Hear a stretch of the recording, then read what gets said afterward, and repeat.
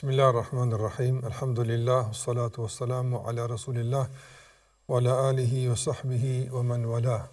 Shikuar nderuar, assalamu alaikum wa rahmatullah. Mirë se po takohemi sonte në takimin e radhës në këtë emision të drejt për drejt. Ky është i dërguari im.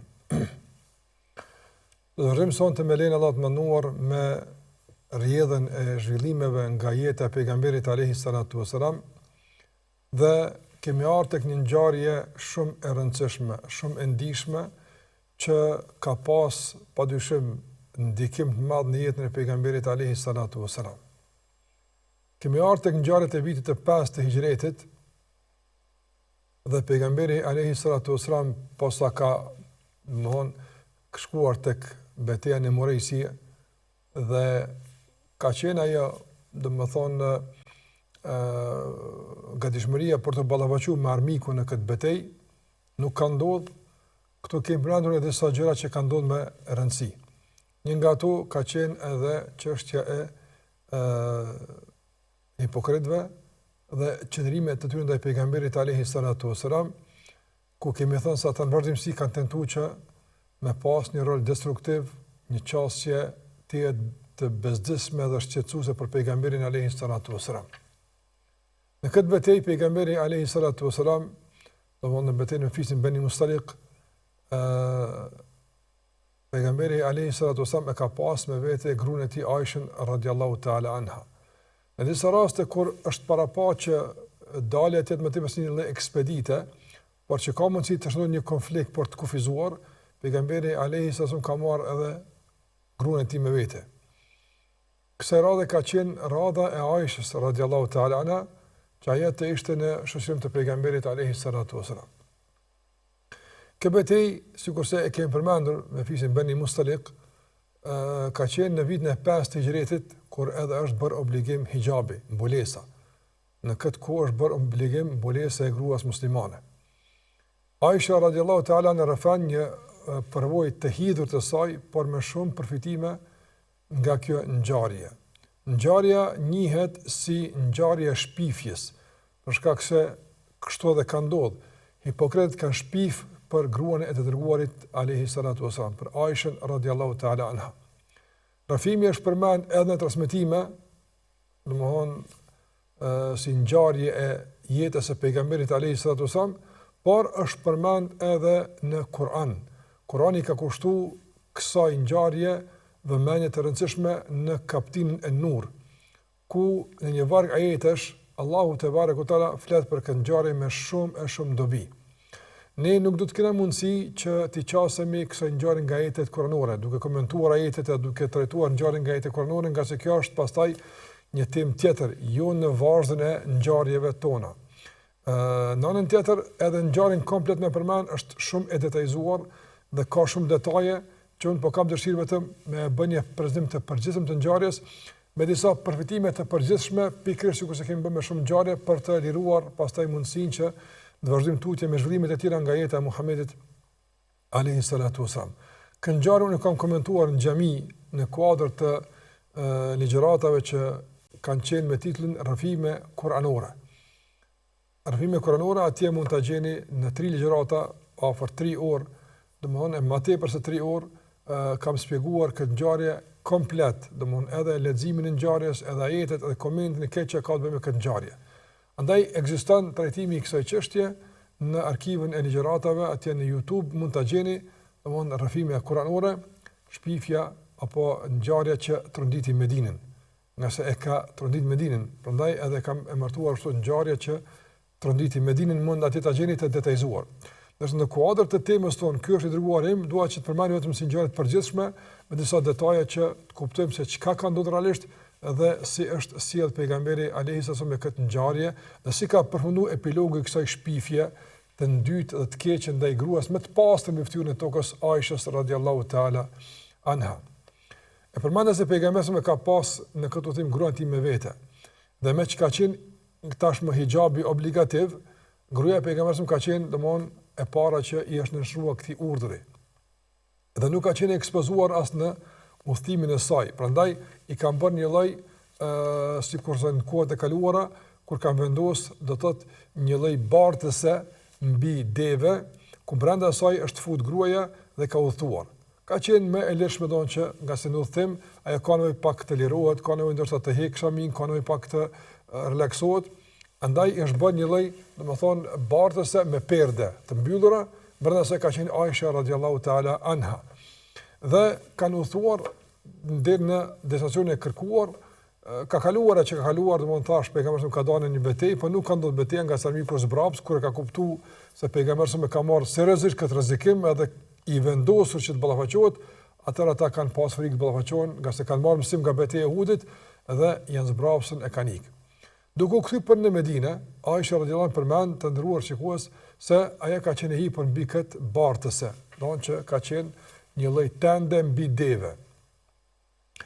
Në një vend janë llogaruar, kanë dalur që ta kalojnë natën aty, që mos u thonë natën, nata i ka rreziqe veta, veçanë në shkëtin, sepse kanë qenë afër Medinës.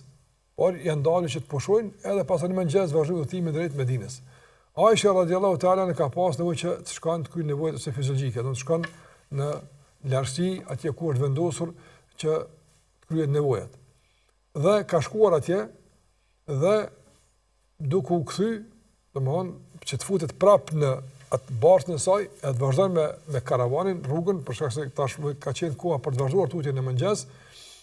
Aisha ka pasë domthonë çaforën që ja ka dhënë motra saj Esmaja nuk e ka me vete. I ka ra dikun. Ato ka pasë amanet. Edhe është kthyer prapë me shku, domthonë me pa se ku i ka ra, mos i ka ra dikun rrugës. Dhe ata që kanë qenë të autorizuar që të kujdesin për Aishën radhiyallahu ta'ala anha, e kanë kapat bartën me vendos mbi deve. Aisha ka qenë shumë e lehtë edhe shpesh herë se kanë vret ata fare a është brenda apo nuk është brenda. Dhe ka menuar se ai është kthyer, se kanë pa duke u kthyer, dhe ka menuar se Aisha është futur brenda. Nuk kanë shikuar është futur brenda për faktin se ka pas mundësi që të jetë në ndonjë gjendje që nuk është e lejuar me e pa. Dhe e kanë marrë atë bartën, e kanë vendos mbi deve dhe është nis karavani. Aisha radhiyallahu ta'ala anha nuk ka qenë brenda saj. Ka qenë domthonë në kërkim të çaforës, nga se ka qenë emanet i motrës së saj. Kur është kthy, e ka pasë karavani është nis. Caktimi i Allahut që ndodh një punë që ka shumë urtësi. Edhe ka pasë çafora ka qenë pikërisht te vendi ku ka qenë domethënë devi e lëshuar, dhe aty e ka marrë bilizykun, mirë po, e ka marrë çaforën, mirë po, karavani ka shkuar. Ka qenë grua vetmuar në shkëtin, ka t'jam ban, nuk ka di çfarë bën, është ulë aty, ka thonë se shpejti kanë me kuptu që nuk jam, e çan pejgamberit i kanë me kërku tek vendi ku kanë qëndruar herën e fundit, dhe Aishën radhiyallahu anha pastaj e gjen aty ku është. Nuk ka lëviz fare nga vendi i saj. Nga se sikur të kishte lëviz me unis drejtim dikun, kështu pas mos i merron në rrugë tjetër, shkëtimi është e gjon. Edhe nëse i dërguar i ka dërguar dikan me marr, nuk është me gjet. Shikoni pjekurinë dhe gjithëmërinë e Aishës radhiyallahu ta'ala anha. Andaj ku ka ndodhur problemi, që aty kanë ajt që prej aty edhe të bëhet zgjidhja e këtij problemi. Mirë, pejgamberi alayhis salam nuk e ka jetu këtë çështje, i ngarkuar me punët e tij, i angazhuar me problemet e caktuara, edhe plus asaj domthon intriga e munafikëve që kanë folur kundër pejgamberit alayhis salam, domthon gjitha këto dhe lodhja nga rruga ka bërë që pejgamberi sa të fokusuar komplet në çështje të tjera. E ka ditë që gruaja është e hipur në deve dhe gjithçka është në rregull, por ai nuk ka qenë brenda saj. Aisha ka nejtë e vani, edhe ka thënë se vjen pejgamberi alayhis salam. Mirë, po ata largu shumë, edhe ai ka mbet e vetmuar në shkëtin. Ndërkohë, një nga ushtarët e kësaj ushtrie, Safwan ibn al-Mu'attal radhiyallahu ta'ala anhu, është vënuar për arsye të veta personale. Dhe ai tash ka ardhur rrugës për më kthy edhe ai në Medinë, por i vetmuar. E ka pa një grua, domthonë vetmuar, ka subhanallahu inna lillahi wa inna ilaihi rajiun. Kjo thuhet në rast të fatkeqësisë, çka pas ka ndodhur, edhe ka ditë që kjo është Aisha radhiyallahu ta'ala anha. E ka ditë pas të konstruktit, edhe ka ditë në bazë të situatave dhe rrethana që ai ka lexuar se kjo është Aisha radhiyallahu ta'ala anha.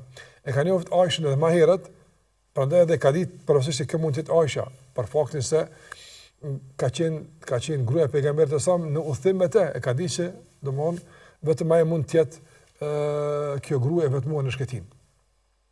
Transmetimi flas se sa ka qenë i kujdesshëm Safwan ibn al-Mu'attal të ndrosh shikues, sa ka qenë i kujdesshëm që t'i afrohet gruas. Grua huaj nuk e ka praktis, dhe kjo është ajo e duhur me muslimanin. Kjo është mesatarja. Larg asaj që thot grua huaj se preku nuk mira me të e më lën gruan shkëtin. Jo, s'ka bëu kështu. Ndaj nganjëherë bëhet shpifje ndaj muslimanëve se për shkak të qëndrimit ndaj gruas nuk e mbrojnë gruan, nuk intervenojnë në shpëtimin e gruas, ku e din çfarë fjalë tjera, këto janë të vërteta. Nuk është e vërtetë. Muslimani i ndihmon gruas, i ndihmon motrës vetë muslimani, i ndihmon nëse ka situata padyshim që mund të cënohet, rrezikohet jeta e saj apo pasuria e saj, apo çka do të qoftë, i ndihmon. Mirë po, në këndimes është shumë i kujdesshëm. Andaj veç është afruar e ka kuptuar se Aisha radhiyallahu ta'ala anha edhe ja ka afruar devën që typa e deve. Ajo ka hip në deve, e ka tërhek, domthon devën deri në Medinë, as se ka kqyr, as se ka prek, as kurrë. Ka besnikërie edhe çfarë kujdesi. Kur ka ardhur Aisha në Medinë, në shoqërisë së Safwan ibn Mu'attal, ka qenë domthon shans e mirë edhe shumë e favorshme, e volitshme për hipokritët që ta keqpërdorin tash për të godit pejgamberin alayhis salam edhe më thellë për ta godit familjen e tij. Dhe filloi me thonë që këtu ka diçka, Aisha u vonu, nuk u vonu bashkëparasisht, rruga ka qenë gjatë me një burr të huaj, ka pasur si më ndodhi diçka e kështu me radhë, edhe kanë shpif për Aishën radhiyallahu ta'ala anha, nuk e ka njollosur nderin e saj të pastër.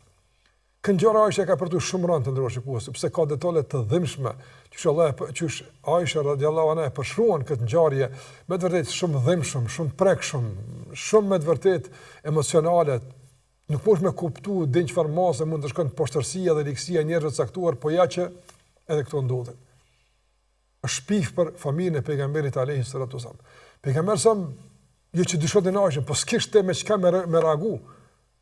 Nuk kuptonte realisht pse ka ndodhur kjo. Edhe ajo është njëri, nuk e din të mshaftën pejgamberi alayhis salatu, nuk e din. Ai flet për të mshaftën, ai flet për gajbin, për atë se mësën Allahu te barekuhu teala. Për atë se ka mësuar Allahu xhallahu ala. Por kur Allah nuk e informon, pejgamberi sa në këto çështje mbetet i rëndom sikur se ne. Nuk dinë çka ka ndodhur. Ai s'e ka pa Aishën atje. Nuk ka di çka ka ndodhur rrugës. E kjo është argument se i dërguar nuk e din mshaftën. Nuk e din atë çka është për te të dukshmës. Nuk e din pejgamberi alayhis salam. Se ka di gjallë deri më i vdekur tashmë. Që shkojnë njerëz kërkojnë peti apo lutin apo forma të tjera të domethënë te kalimit të kufeve në raport me autoritetin e Muhamedit alayhi salatu wasalam. Dhe ka prit pejgamberi sallallahu alaihi wasallam, nëse ka diçka trego, s'ka asgjë ya Rasulullah. Pejgamberi më ka mbrojtur brenda ti, po në shpirtin e tij ka mbet një lëndim që ka pasur për tërtim, ka pasur për shërim. Dhe ka qenë situatë zëm Medinës në rrugës. Munafiqët kanë fol, pejgamberi më mërzitur, shokët e pejgamberit mërzitur. Kanë filluar disa dhe me ra viktima të këtyre thashëthemeve, njerëz që s'kanë qenë nga hipokritë, po qa janë ndiku për tyne. Dhe situata është vështirësuar skajshmërisht. Aisha radhiyallahu ta'ala është smur nga kjo gjendje, rresht ka radhë shtrat në ditë të mbrëmta, derisa domthon ka ardhur shpallja e Allahut azhjal, ku Allahu këtë ngjarje thot innal ladhina ja'u bil ifki usbatun minkum. Ata që erdhën me këtë shpifje janë një grup mes në juaj. Në Allah e quajti shpifje, dhe kjo është argument se Aisha është e pastër. Pastaj e pastroi Allahu azhjal edhe në ajete të tjera vjuse. Andaj nuk ka ardhur pastrimi i Aishës përmes pejgamberit alayhis salatu wasalam, po përmes Allahut te barekuhu teala. Edhe pse kishte marrë nga pejgamberi, kishte marrë nga Allahu xhallahu ala. Mi po jon hadithe. Për ta eliminuar çdo dilemë se domethën Aisha është e pastër. Sikur të kishte marrë hadithe, do njerëz mezi presin që të kontestojnë hadithet e pejgamberit alayhis salatu wasallam, ton po gruaja e tij njerëz e kanë përmend se ka thënë pejgamberi e kështu me radhë mund të kontestohej pastërtia e Aishës radhiyallahu anha. Mirë, po pastërtia e Aishës është ndërlidhur me Kur'an. Andaj saktësia, vërtetësia e Kur'anit dëshmon pastërtinë e Aishës radhiyallahu ta'ala anha. Edhe Aisha vetë është çudit për këtë. Kur ka shpallë ka unë e kum di se Allah ka më pastru. Po ndoshta më një ëndër ja dërgon pejgamberit asam. Shikoj sa modeste ka qenë, e thjesht. Ndoshta me diçka më thjesht. Ama të vinë ajete kuranore me pastru mu këtë kohë sa komplet. Dhe ka rënë sejdë, Allah ne ka falëruar, edhe pejgamberi është gëzuar nga kjo çështje dhe ka mbaruar intriga e munafikëve. Unë shumë shpejt i rashë ngjarje, sepse ka pas me sa ngjarje shumë të atërrimit, shumë të domthonë mbrana kësaj tërrimi. Por dera me përmend përse se çfarë ka ndodhur dhe si është zhvilluar ngjarja të ndëruar shikues. Çfarë dobi marrim nga kjo në kuadër të domthonë kësaj që e përmenda. Fillimisht të ndëruar shikues, përmendim se përmenda më herët se është bërë obligim hijabi. Prandaj kjo është çështja e muslimanëve. kur bëhet obligim diçka për muslimant, qoftë mashkull apo femër, ata nxitojnë me zbatukat. Nxitojnë me zbatukat. Ka ardhur mbulesa, është mbulu Aisha, janë mbulu gratë e ensarëve të muhaxhirëve më njëherë. Pa e kontestuar këtë, pa e shtyr, pa e prolonguar. Dhe mbulesa e gruas muslimane, hijabi i saj është obligim me ajet kuranor, edhe me hadithe të pejgamberit alayhis salatu wassalam. Në çdo kontestim i kësaj është i kotë dhe është mohim i Kuranit që nuk kupton fetarisht dalin nga feja. Kush e mohon hijabin, kush e mohon shamin si obligim për gruan muslimane, ka mohuar ajetin kuranor. Ai që mohon ajetin kuranor nuk mund të jetë musliman. Gjasë në çka beson njëri nëse mohon Kuranin? Me çka bësh musliman realisht nëse mohon Kuranin? Njëri për shembull e shon Zotin te barekuhu te Allahu na ruaj. Tmerrshëm. Çish ka mundësi me kon musliman dhe shon Zotin? Me çka e bë muslimanti? Duke besuar Zotin. Çat zot që tek e beson pa e shon, atë çish mund të kon musliman? E shon pejgamberin e sa, flet për pejgamberin fjalë të pajishme, jo të mira. Çish ki mundësi me kon musliman? Andaj ti me të kujdesshëm të ndërrosh shikues, se normal, njëri gabon kërkon falje, ne duhet të jemi të kujdesshëm në gjykimin e njerëzve në raport me gabimet e tyre, mos me i gjykon njerëz me njëre me dalë pe feje kështu më radh. Ama do të keni kujdesshëm njerëz, dal pe feje vallahi, dal pe feje. Bëhet renegat, bëhet mosbesimtar, bëhet dalën feje, normal. Nëse nuk është i kujdesshëm në çështjet e sektoreve fetare. Ndaj me shkel Kur'anin me kom, me gjujt Kur'anin në shaj domthon injorimi, në shaj përbuzje. Çfarë vepër kjo? Atë më shikoj vepër që çet pe feja apo. Është njëri del pe feja me fjalë edhe me vepra. Qysh hin fe me fjalë dhe me vepra. Po nuk është këtë me ju në tash. Andaj Aisha është mbuluar. Dhe pejgamberi ka marrë gruan në udhim. Shikoni çfarë udhimi i rëndësishëm, madje i rrezikshëm, por gratë kanë qenë pjesë përbërëse të projekteve që kanë pas bëjë me mbrojtjen e shtetit, që kanë pas bëjë me mbrojtjen e vendit, me rregullat e parapara fetare. Andaj mes izolimit të tërësishëm dhe domthon shlirimit të tërësishëm, pas një rregull, pas një domthon dispozit, pas një kufizim, domthon burra gruaja të jenë bashk, edhe kjo nuk ka rregull. Por kur themi se do të kemi rregulla në përzierjen mes burrave dhe grave, nuk nënkuptojmë ne tash kufizimin e gruas as burrit. Gruaja duhet të jetë pjesëmarrëse në jetën e përditshme, duhet të jetë pjesëmarrëse në zhvillimet e përditshme, në ndërtimin e shtetit, në mbrojtjen e vendit, duhet të jetë. Mirë po, në përputhje me natyrën e saj, përputhje me mundësitë e saj, me kompetencën e saj, kështu me radhë. Dhe kjo është mesatare islame, që e ruan gruan, e mbron. Ja se natyrshmëria e saj dallon nga natyrshmëria e burrit. Burri ka tëra mundësi, gruaja ka tëra mundësi. Dhe ata duhet bashkëpunim mes veti dhe ta plotësojnë njëri tjetrin, e jo ta kundërshtojnë dhe ti konkurrojnë njëri tjetrit. Nga ajo që marrim këto të ndëruar shikues është se sjellja e Safwan ibn Mu'attal radhiyallahu ta'ala është sjellje më të vërtetë tet elegante. Është një sjellje që tregon më të vërtetë burrninë e këtij njeri, kujdesin e këtij njeri. Nuk e ka keq përdorur. Shikoni sot për shembull sa raporte flasin për ngacmimin e gruas në vendin e punës. Patëm edhe raporte të na, shqetësuese.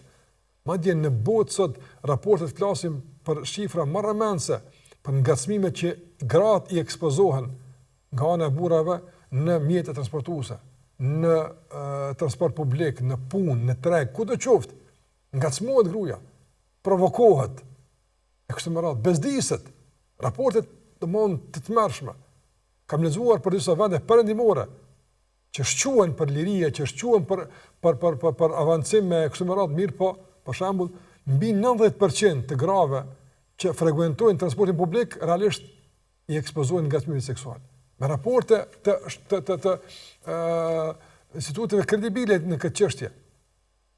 Ndaj zgjidhja të ndëruar shikues është të mirë udhëzimet e Allahut te barekuhu. Ku burri ul shikimin, gruaja kujdeset, bashkëpunojnë, mirë po me kujdes në fjalë, në vepra e kështu me radhë. Me ato rregulla dhe kufizime që i ka parapa Islami. Nga ato është edhe gruaja me procesën e saj. Shikoj çka ndodh se gruaja mbetet vet. Ka pas mundësi që dikush ta keq përdor, ta ngacmon.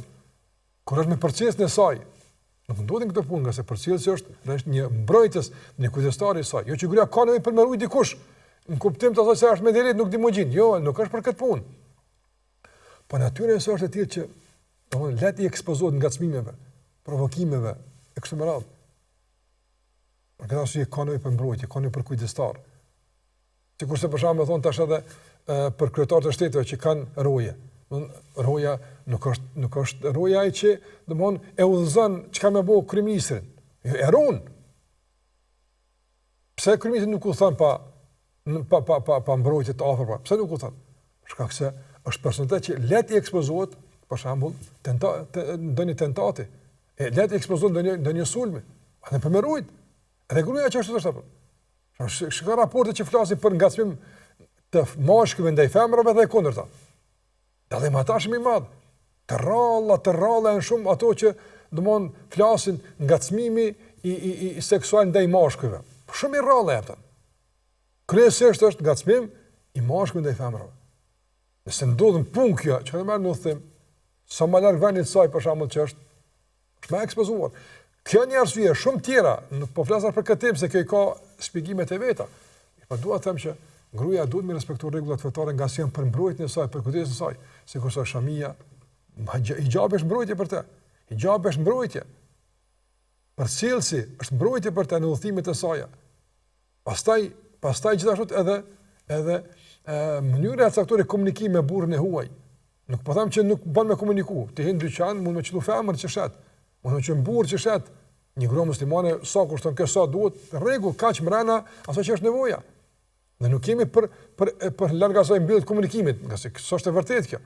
Por edhe jo për komunikim domon të lirshëm me çeshje pa nevojë, nga se kjo pastaj mund me kalu në nivel tjetër të komunikimit Allah na ruaj. Prandaj Islami ka parapo gjithçka që e ruan gruan. Dhe është përputhje me natyrën e gruas edhe në përputhje me natyrën e burrit. Në përputhje me natyrën e burrit. Prandaj edhe Aisha ka qenë me përcjellës me burrin e saj, ka qenë me Muhamedit alayhi salatu wasalam. Për këtë arsye pejgamberi sa na ka mësuar që gruaja nuk udhton udhtim mbi 85 kilometra, domthon pa udhëheqjen e saj, pa mahremin e saj. Të ketë një mahrem. Të ketë një kujdestar të saj, që në çdo situatë është afër saj, gjendet dhe mbron dhe kujdeset për të. Pastaj të ndrosh shikues, nga mësimet që i marrim është se Safwani radhiyallahu ta'ala anhu, shikoni për shembull sa e ka respektu gruan. Kush e ka mësuar respektu kështu gruan? Muhamedi alayhi salatu wasalam. Si ka qenë arab ndaj gruas? E kanë kështuar në rrugës. Si këtë popujt e botës në atë kohë, jo që arab. Atë të arab ka qenë më ndëruar se të shumë vende të botës që sot janë vende të zhvilluara. Po megjithatë edhe në kohën e tyre është kështuar gruaja. E kanë varros vajzën për së gjallë. Domethënë, gruaja shpesh është trashëguar, ka qenë fatkeqësisht e poshtnuar në çdo aspekt. Këta njerëz që rrinë që ashtu çka tash. Ai në kom, gruaja është e hipur. Nuk thot ti ec mas meje, unë jam burri këtu, unë me hip ndeve. Tek unë deve është e jamja. Ti për mas, nëse keni kërkesë ose as për para, unë kujdesem për ty. Larg asaj. Larg asaj. Pse e hipi gruan ndeve? Ka se duhet më respektu. Ajo, domthon, është më dobët, asaj duhet më shumë transporti, ajo duhet të jetë më rujtur se sa burri. Ai mori, para më thonë ajë, ai ti tërheq litarin, unë në shoqënim me ty edhe mos i gale, unë mbroj. Po shnim kështu me pa, për shembull. Para në çfarë pa më të ishte me pa gruan ka të rrek litarin e një deve në atë kohë për shembull e burri hipon deve. Çfarë ka qenë më herët? Kur ka ardhur pejgamberi alayhi salatu wasallam ka ndryshuar situata. Prandaj kjo është dëshmi se pejgamberi më ka mësuar sahabët, i ka edukuar në respektin e gruas, në kujdesin për gruan, në mbrojtjen e gruas. Edhe kanë shkuar në Medinë. Kur kanë shkuar në Medinë çka ka ndodhur? Ndryshues. Aja që përmenda është shpërthy një shpifje fort e madhe. Pse ka ndodhur kështu? A ka pas tregues? Nuk ka pas tregues. Por shka Safwani ka qenë njëri i ndershëm, e ka njohur krejt. Aisha gruaja pejgamberit, kujt është këmbë se apo diçka të keqe. Edhe di që s'ka dalë me Safwan, ka mbetë në rrugë, ka kthyer në shtëpi. Njerëz me mendje të pastër shumë lehtë e kishin të kaluar këtë krizë. Njerëz me mendje të pastër lehtë e kalojnë këtë situatë. Njerëz me mendje të smut, me zemër të smut, patjetër që domthon trillojnë imagjinata dhe shpifin në situata të tilla. E njerëzit më të predisponuar për të rënë këto shpifje janë munafiqët, padyshim. Hipokritët, nëse Allah çka tha për ta? Fi qulubin marad. Në zemër tyre ka smundje. Ata mezi presin me pa diçka që munden pastaj me trillu një ngjarje rreth asaj që ata flasin. Me shpif diçka, me gëny, me keqpërdor situatën, me kriju situatë të tensionuar në shoqëri, me kriju përçarje në shoqëri. Se jo këtë njerëz kishte më besu këtë rrëfim. Ata e kanë ditë. Po pse kanë bërë këtë? Për me dobësu autoritetin e pejgamberit asam në shoqëri dhe me nda shoqërinë. Pra projektet që synojnë ndarjen e shoqërisë dhe përçarjen e shoqërisë janë projekte hipokrite, keqadarëse të njerëzve të ligë, jo të njerëzve që duhen të mirën në nivelin e popullit. Besimtari do të jetë gjithmonë ai që realisht përkundër mos pajtimeve që mund të ketë me palë caktuar në shoqëri, të synon që të bashkohen në kauza të përbashkëta dhe të ruajnë që mos pajtimi mos të eskalon në përçarje në konflikt. Kjo është obligim muslimanit. Por ti nuk e shohim që po sillen kështu, fatkeqësisht. Ka provokime të vazhdueshme. Ka injorim të kontributit e kështu me radhë. Pse? Pse keq përdor situata caktuar për me ngjallë një temë edhe me kriju një farllë amullie në mes të njerëzve. Çka po ndodhe? Pse kjo kështu? Çka më thonë? Çka më bëu kështu me radhë? Ne duhet të ruhemi nga këto tendenca hipokrite të njerëzve. Tendenca hipokrite, tendenca të keqadarëse që synojnë duke e lavduar dikën me e nënçmu dikën. Duke nënçmu dikën me ngrit dikën. Nuk ka nevojë. Njeri i mirë nuk ka nevojë më ngrit duke nënçmu dikush. Jo, s'bën kështu. Nuk ka nevojë. Nëse je i mirë, nëse je kontributdhënës, nëse je, domethënë, produktiv, dëshmon puna jote. Dëshmon angazhimi jot. Por këtë nuk duhet me bë për shembull me fuqizu këtë produktivitet duke injoru palën e caktuar duke mohu kontributin e të tjerëve. Na po shohim në shoqërinë tonë fatkeqësisht ka jorëndana me të vërtet mos mirënjohje shqetësuese në çdo nivel. Edhe në kuptimin historik, edhe në kuptimin politik, edhe në kuptimin familjar, në shumë nivele dëgjojmë mos mirënjohje të hatashme. Unë e kuptoj që dikush ka pasur mëse pas gabime, dhe tashmë ti e qorton, ti kritikon, nuk je si në rregull. Ja, pse duhet me rrezu komplet dikon për mujt me të vetë në komp? Pse? Nuk është ndershme kjo punë. Ne po shohim që jo rreth ndodhin tendenca të tilla. Edhe tash po shohim në rrjetet sociale, domthonë materiale duke shusë, për shembull, ata që kanë kontribuar për Kosovë, për shqiptarinë, për vendin ton, janë vetëm prifta katolik. Pse po nxitur rrjetet kështu? Sa hoxha ka kontribuar, sa musliman ka kontribuar. Në rregull, na jemi që sa shekujmë shumicë muslimane këto. Që sa? A kanë kërkuar ndihmë ndër muslimanët nga superfuqia së kohë Perëndia Osmane që katolikët më shkatërru. Më marr tokat. A kanë kërkuar ndër kështu? Jo, i kanë mbrojt. Ata janë bërë musliman pas bindjeve tyne. Mirë po e kanë mirë kuptuar edhe qëndrimin e pjesës së mbetur të popullit se nuk dojmë u konvertu, kanë bërë tillë. Dhe kanë qenë të mbrojtura tokat e tyne, punët e tyne, kishët e tyne kanë qenë të mbrojtura. Pse atë ku ka mujt që mendon shumë lehtë ka mujt mendon. Po sa ka mujt kët. Kush më njeh për kët? Pastaj bashkëpunimi ka qenë në shumë fusha, veçanërisht pas rënies së Perëndisë Osmane, kur veç është dashur të themelu shteti, të themelu identitetin jonë kështu me radhë. Gjithë bashkë kanë bërë këtë punë. Po normal, shumica i bjen me më shumë, për shkak se më shumë ka. Po që nuk kupton injorimin e pakicës. E tash ndodh që pakica do më injoru shumicën. Është absurde të ndrosh shumë. Nuk ja mund në askujt, ka pas përfrin që janë të lejuar, kanë kontribuar në kohë të komunizmit, janë përsekutuar, janë burgos, edhe kanë qëndru. Edhe para kësaj kohë, periudhe, kanë kontribuar, edhe duhet më shumë të gjitha. Po edhe të tjerët, qasë selektive e kështë më radhë, jep me kuptuar se më të vërtet ka qasë tendencioze, edhe hipokrite, jo të sinqertë. Ndaj, fatkeqësisht, hipokritët në situatë, si tentojnë që të keqpërojnë situatën për tensionim, nga se atyre u komunon tensionime, u komunon farkimin popull. Pse u komunon? Për shkak se, domethënë, imponohen tema që tashmë ata dinë me lutje ato tema. Në temat e përçarjes, temat e konfliktit, temat e barikadimit, temat e pozionimit e kështu me radhë. Kujt i komunon sot kjo temë? Çka na duhet sot kjo temë? Me emna, me mbi emna, ky ka kundu, ky ka kundu. Çka na duhet? Ne kemi situatën kur duhet me kërku edhe minimumin e mundësisë për të mbet bashkë. E unik e kështu me radhë. Më përqa, dalin lëvizje me emra ndryshëm, ku e keqpërdorin një fe, kështë keqpërdorim flagrant i fesë, për shembull, për me nënçmue, për me përjashtu një kategori shoqëri që është shumicë dërmuese. Ne keni pa, lidhet feja me patriotizëm, me flamur, lidhet feja me kontribut kombëtar. Në kuptim të asaj që, domthon, kush është me këtë fe, domosdoshmërisht është patriot. Domosdoshmërisht është kontributdhënës. Kush me këtë fe tjetër, këtë rast islame, domosdoshmërisht është jo kontributdhënës. Nuk është i përkushtuar vendit vet, po situata të rrolla. A ka fyri më madh se kjo? A ka fyri më madh se kjo? A ka tendencë më përqarse se kjo? Ndaj të ndëruar shikues, duhet të jemi të vëmendshëm për lëvizjet, për tendencat fushatat që ushqen nga hipokrizia dhe tendenca për të dëmtuar vendin dhe popullin. Ne kont kujdesshëm, ne kont vëmendshëm për faktin se jemi djeg me këtë zjarm jo rreth herë. E tashmë duhet të jemi të vëmendshëm nga se besimtari nuk kafshohet dy nga një tavrim. Dhe nuk duhet lejohet që të kafshohemi prapë nga një tavrim.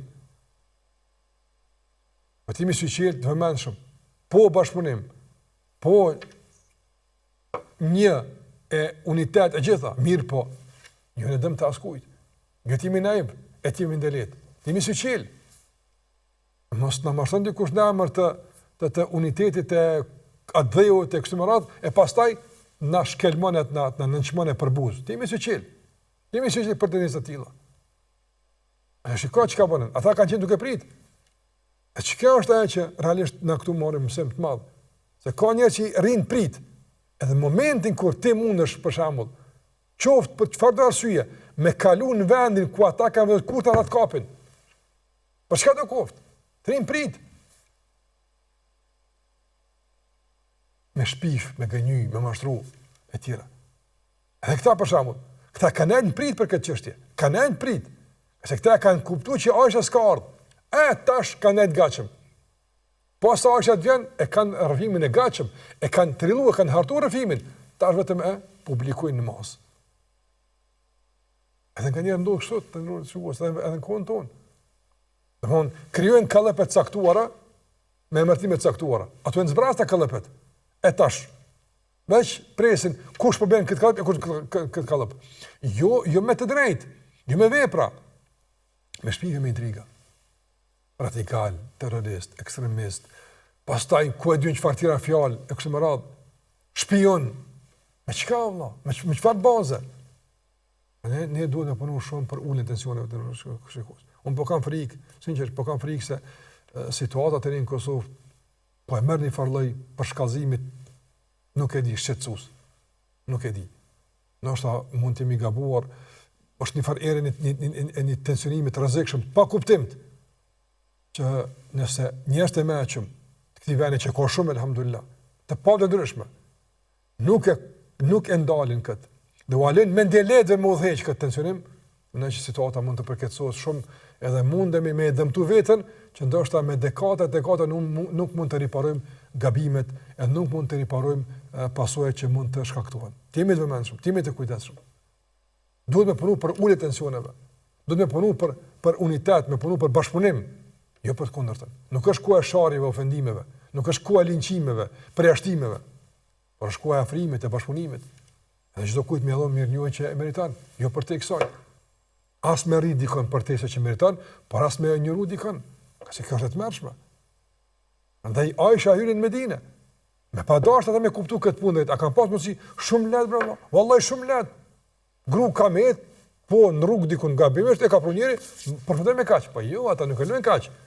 Ata nuk e lën me kaq. Nëse ata duhen të bëjnë çështje për kësaj pune. Nëse është në interes të tyre, ta godasin pejgamberin alayhi salatu wasallam. Dhe ku në familje? Shikoj këtë emër në familje.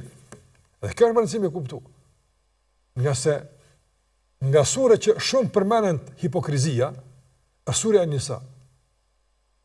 Surja Nisa është nga surja që shumë folet për gruan dhe për familjen. Interesant kjo punë. Në surën Nisa flitet shumë për hipokritët. Kapitulli Nisa flitet shumë për hipokritët. Në të njëjtën surë flitet për gratë, se emri i gruas. Shikoj surën Nisa në Kur'an një surë e tërë nga surët e gjata e ka emrin surja e grave. Nisa. S'ka në Kur'an surja e burrave. Nuk ka emrin, domthon surja që është surja e burrave, ama ka emrin surja e grave. Madje një surë të një emër gruas e ka Maryam, surja Maryam. Dhe ato pallavra që dikush na flet, jo Islam me gruan ose ka bëu këtë të shitura në tregje të lira dhe kanë kalu kaskadua fatë tyne. Njerëz të mendshëm tash lexojnë, janë të vëmendshëm, kanë argumente, po shohin. Ndaj në surën Nisa për gruan, në surën Nisa për familjen, në surën Nisa për munafikat, për hipokritët. Këto nuk është bashkë e rastësishme. Allahu e din ku këtë e shoqëron me këtë këtë sure. Allahu e din këtë çështje. Prandaj edhe përbërja tematike e sureve është domethënëse, nuk është e rastësishme. Shpesh dietarët kanë përmendur për shembull se përmendja e kësaj teme në këtë sure e ka këtë domethënie. Që ndërlidhet me, domethënë, narrativin e surës, ndërlidhet me temat tjera të surës, madje edhe me emrin e surës, me emrin e kapitullës. Andaj këtu, trajtimi për shembull në surën Ali Imran është sura Ali Imran, sura Bekara, po nuk ka trajtim për munafikat që shka në surën Nisa. Aty folet për familjen, e folet për gruan. Prandaj të ndërruar shikues, hipokritët din ku me godit. Kanë dashur me godit në familjet e pejgamberit alayhi salatu wasallam. Pse atje me godit? Për faktin se nëse dobësohet autoriteti i familjes së pejgamberit alayhi salatu wasallam, nëse pejgamberi angazhohet me familjen e tij, do të dobësohet ndikimi i tij në mas, edhe aktiviteti i tij do të dobësohet në mas. Kështu ata kanë menu, po keq kanë menu. Dhe keq kanë përfunduar. Shpesh kalkulimet e munafikëve nuk dalin. Ata digjen më shumë ti me zjarrin e kurthave të tyre. Mirë, po pasoja po ka. Ne duhet jemi të kujdesshëm dhe të vëmendshëm për këto pasoja të ndëruar shikues. Për këtë arsye, pejgamberi alayhi salatu wasallam ishte i kujdesshëm që mos reagon me njëherë, mos mermasa me njëherë, qase nuk donte mbron në nivelin e tyre. Ata ishin bitë dikujna. Ata ishin pjesëtar të fisit caktuar. Nëse do i merrte pejgamberi pa fakte, pa kurrë, do të ndodhte ndoshta edhe përçarje. E këtë ata e kanë dashur. Shikoni, ata kanë shpif për gruan e pejgamberit, edhe ai nuk ka dashur me vrundë tyne me autoritetin e kryetarit të shtetit. E ka qenë kryetari i shtetit pejgamberit, edhe pejgamberi ka qenë. E ka qenë autoriteti pa kontestueshëm tek sahabët e tij, tek shokët e tij. Ka mujt me i arrestu këta edhe me i dëbu nga Medina. Ka mujt me i bo këtë punë. S'ka dasht. Ka dasht që mi mësu njerëzit që na keni argumente. Na i përgjigjemi shpife me argumente. Edhe nuk nxitojmë në gjykim. Edhe nuk nxitojmë në hakmarrje.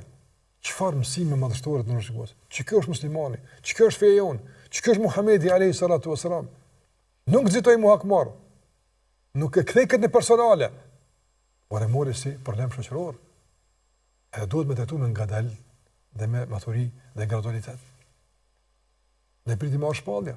Edhe shpallja ishte realisht gjykimi. Shpallja ishte argumenti. Allahu te baraka ve teala tashmë do të vijë me zgjidhje. Dhe erdhi me zgjidhje. Edhe pse u vonuan një muaj det. Mund të vonuan zgjidhjet. Mund të vonuan kanë shalimin, mund të vonuan. Po kjo nuk do të thonë që na duhet mos zbrapës nga e vërteta nga argumentet. Do dëshmohet edhe për lëvizjet e caktuara, kush janë, pika kanë. Do dëshmohet sabër. Do dëshmohet për të tjerë si individ që ko pas kohë ndezin zjarrin e tensionimit të përçarjes. Edhe për ta do dëshmohet kush janë, sa janë sinqertë, sa janë vetë, kanë më dëshmu. Besoni që koha ka më qitë të gjithë. Ama na do të bëjmë mirë. Na do të mosim mirë. Na do të bëjmë sabër. Na do të kontribuojmë. Na do të vazhdojmë parimet dhe vlerat tona. Dhe mos të binë në nivelin e hipokritëve, keqbërësve edhe keqëdarësve. Nuk bëmë ra në nivelin e tyre. Për faktin se jena musliman. Na ka mësua Allahu ndryshe me veprat e pejgamberit alayhi salatu wasalam. Për këtë arsye pejgamberi nuk mori vendime. Me shkoj tek Aisha, tha Aisha se ka diçka, tregom. As Allah ka më. Sa s'ka kurrë të gojë Allah. Nuk ka asgjë kjo ka ndodhur. Pejgamberi pse i tha kësaj Aishës? Kuptojmë që të mbyll çdo derë të mundshme për çfarë do lloj fjale edhe shpifje. Spaku nga ana e familjes së tij, me gruan e tij radhiyallahu ta'ala anha. Allahu që të kënaqë me të. Vazhdoi intrigat e ndërshikues. Pa mëshirshëm godesnin, pamëshirshëm, do të goditnin pejgamberin e familjes tij, e shokët e tij, pamëshirshëm. Hipokrit një muj ditë, çdo ditë një intriga. Sa që u ndikuan disa njerëz. Ndikuan normal nga propaganda, nga mediumet hipokrite, nga mediumet që realisht nuk i intereson e vërteta, nuk punojnë për unitet, por ju intereson përfitimi, klikimet, shikimet, ju intereson përçarja fatkeqësisht. Pa dyshim se në këtë aspekt duhet me qenë të kujdesshëm. Ndaj, hipokritët nuk e kishin dertin se çka komendohet. Ata nuk kalkulojnë pasoja, për shembull, po hapëm këtë temp, po mos po ndodhi çka e keq. Mos po njerëz po vritin mes vetë. Jo, ata s'kalkulojnë për të mirë, ata kalkulojnë për keq. Sa ma lug më u bo, që thotë popullin, sa ma hallaka më u bo. Pa dyshim që në këtë ka ra viktimë disa tjerë. Si kushtë të thashtë edhe, në fushatat, në propagandë mediale caktuar, rrjetet sociale, ka njerë që nuk janë mjaftuar të imunizuar. Nuk janë mjaftuar të rreshtuar ku duhet. Ndaj mund të ndikojnë. E ne sot shohim për shembull fatkeqësisht shkrimeve të tilla për shembull, që vetëm kjo fe ka kontribuar, kjo s'ka kontribuar, për shembull, ose çka do kof tjetër. Shumë ka njerë dhe emra musliman i aplauzojnë. Emra musliman do mund pëlqejnë fatkeqësisht shkrime apo publikime të tilla. Ku e rreshtuti? Me këti? Me shpifin apo me të vërtetën? Me këti? Me unitetin apo përçarjen? O shumë rëndësitë në rrugë shikues me di njëri me kë po rreshtohet, me kë po rreshtohet. Mas kujt je, me kë je? Shumë është më rëndësi. Omeri radhiyallahu ta'ala anhu kur u godit në mihrabin e tij namaz, domthonë kry atentat ndaj Omerit radhiyallahu ta'ala anhu. Atentat ndaj tij. U vra namaz sabahut. Kush e vrau? Kjo është e pyetje e madhe. Ai është udhëheci besimtarëve. Ai është udhëheci muslimanëve, kryesisht në Medinë. Dhe kur ndodhi goditja, pyetja e parë e Omerit ishte: a kanë fat njerëz sabahun, pas pari obligimi Allahut au kry? Se atë në gjysë e kanë godit, namazin bën gjysë, kanë marrë sahabët e kanë falë namazin, e disa tjerë e kanë futur në dhomën e tij. Pyetja e dytë: kush më bëri këtë punë? Kush është vrasësi?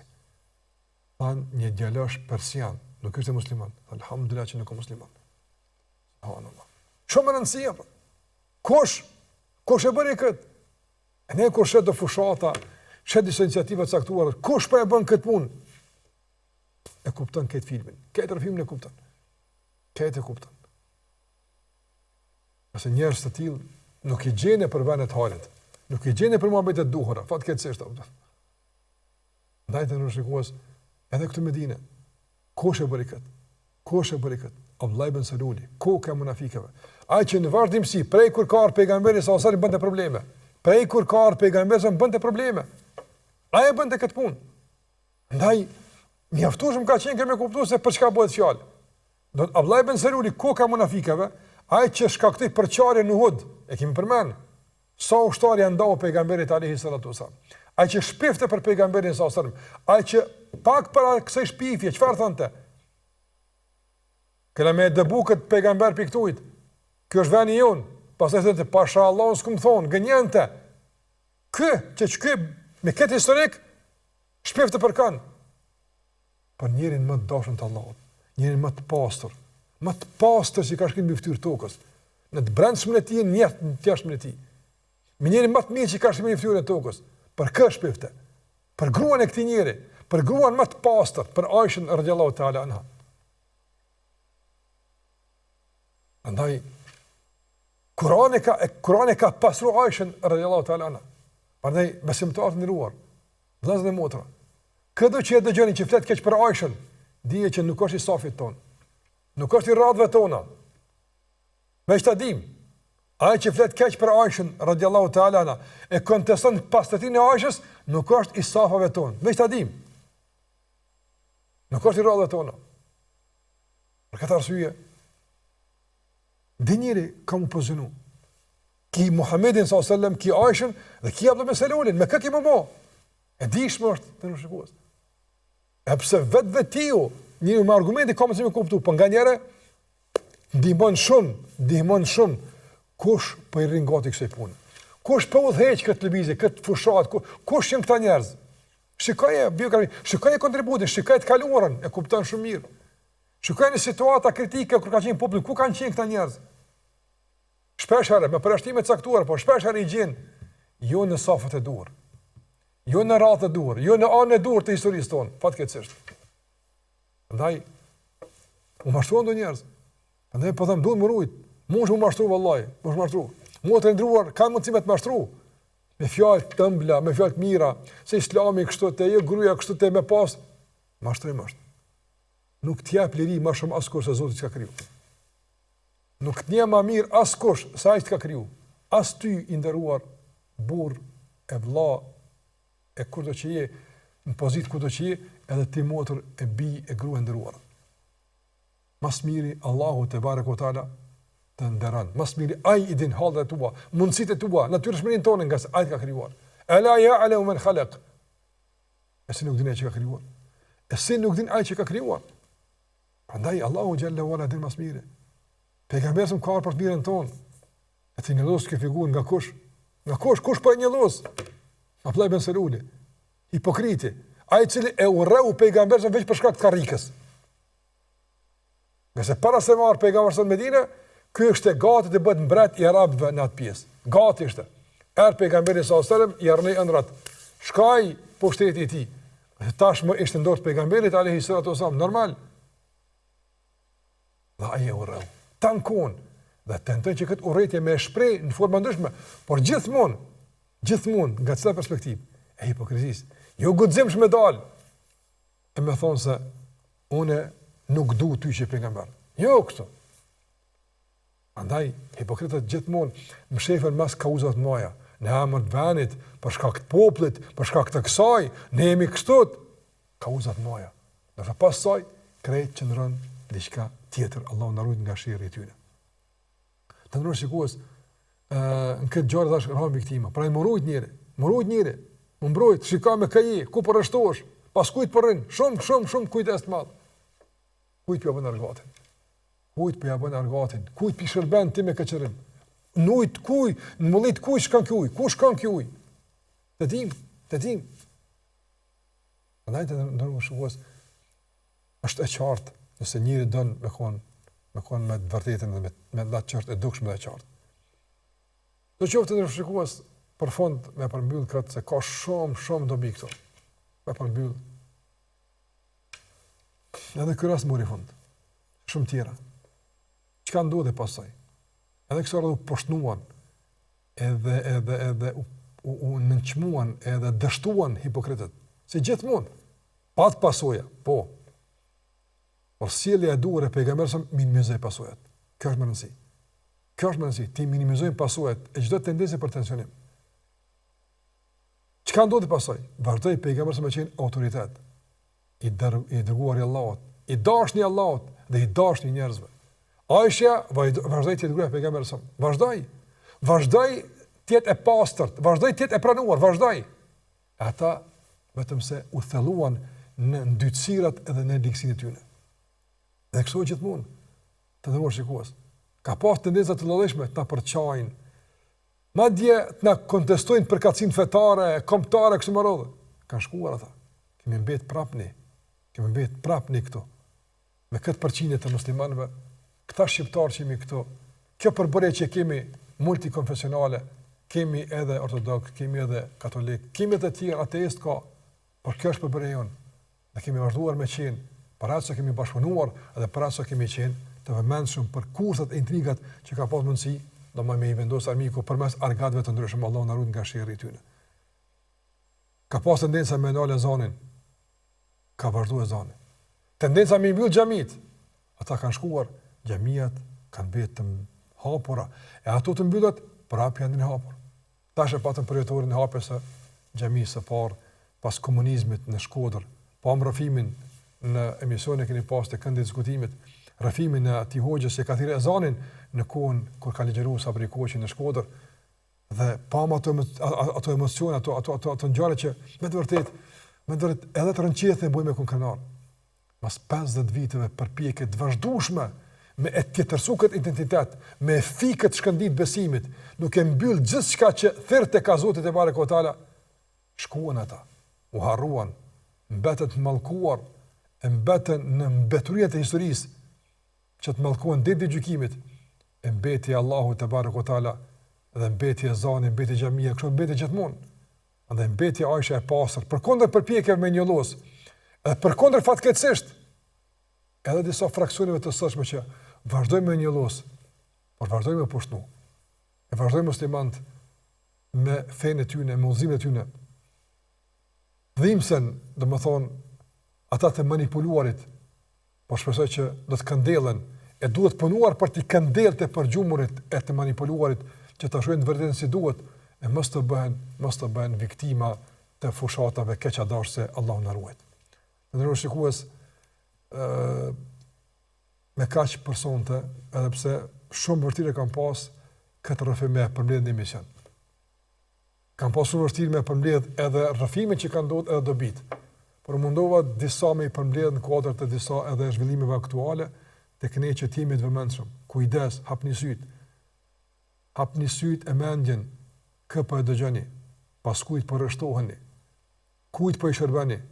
Pra sa është shumë e rëndësishme këtë ta kuptojmë që mos jemi mashtruar e pastaj në fund ta gjejmë veten të dëshpëruar, po pa mundësi për të riparuar atë që kemi gabuar në të kaluarën. Allahu na ruaj nga shiri njerëzve të ligë. O Allah i mënduar, kurdo që vendin ton, popullin ton, fen ton nuk e don, e lufton, e punon kundër neve, na ruaj për shirin e tij o Zot. Na ruaj nga ligësia e tij. O Allah na ruaj unitetin, bashkëpunimin. Na ruaj o Zot këtë liri që na e ke dhuruar. Dhe jemi falërues ndaj gjithë atyre që kanë kontribuar për këtë liri, edhe të alatëve të jashtëm, edhe të dëshmorëve të brendshëm, edhe të gjithë luftarëve, e gjithë atyre që kanë qenë pjesëmarrës në këtë proces të gjatë të kësaj liri që sot e gëzojmë, jemi mirënjohës. Jemi mirënjohës, e të vazhdojmë të jemi mirënjohës për çdo kënd. Allahu na ruaj nga ligësia e hipokritëve, nga fushatat keqadashëse, dhe na bëf të udhëzuar në këtë dunja e të shpëtuar në botën tjetër. Kaq për sonte. Zoti ju lutet kudo që jeni. Assalamu alaikum wa rahmatullah.